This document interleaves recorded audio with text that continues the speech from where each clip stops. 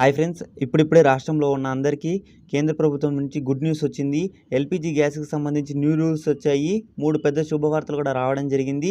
టాపిక్లోకి వెళ్ళి పూర్తి విషయాలు తెలుసుకునే ముందు నాదొక చిన్న రిక్వెస్ట్ ఫ్రెండ్స్, ఫస్ట్ టైం ఎవరైనా చూస్తున్నట్టు వెంటనే లైక్ చేయండి. ఇలాంటి వీడియోల కోసం మన ఛానల్ని సబ్స్క్రైబ్ చేసుకొని పక్కనే ఉన్న బెల్ ఐకాన్ని ఆల్ అనే ఆప్షన్ మీద ట్యాప్ చేయండి. కేంద్ర ప్రభుత్వం ఎంతో ప్రతిష్టాత్మకంగా ప్రధానమంత్రి ఉజ్వల యోజన 2.0 తీసుకొచ్చారు. దీని కింద అందరి మహిళలకి ఉచితంగా గ్యాస్ సిలిండర్ అనేది పంపిణీ చేస్తున్నారు. ఈ సంవత్సరానికి 58,000 కోట్లు అయితే కేటాయించారు. డైరెక్ట్ బెనిఫిషరీ ట్రాన్స్ఫర్ కింద 4,000 కోట్లు అయితే కేటాయించడం జరిగింది. అంటే మనకి ఎల్పిజి గ్యాస్ సిలిండర్ మీ ఇంట్లో ఏదైతే ఉంటుందో అది హెచ్పి అయినా, భారత్ అయినా, ఇండియన్ ఆయిల్ అయినా, ఏ సిలిండర్ పైన అయినా సరే మీకు 200 రూపాయల సబ్సిడీ అనేది ఇస్తున్నారు.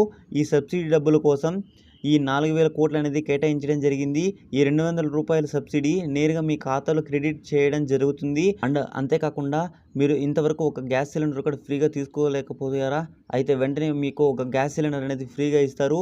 మీ దగ్గరలో ఉన్న బేసిక్ డీటెయిల్స్తో మీరు Aadhaar card, pan card, bank account details fill up చేసి ఉజ్వల యోజనకి వెంటనే అప్లై చేసుకోండి. ఎవరైతే దీనికి అప్లై చేసుకుంటారో మీకు ఫ్రీగా సిలిండరు, గ్యాస్ అన్నీ కూడా ఇవ్వడం జరుగుతుంది.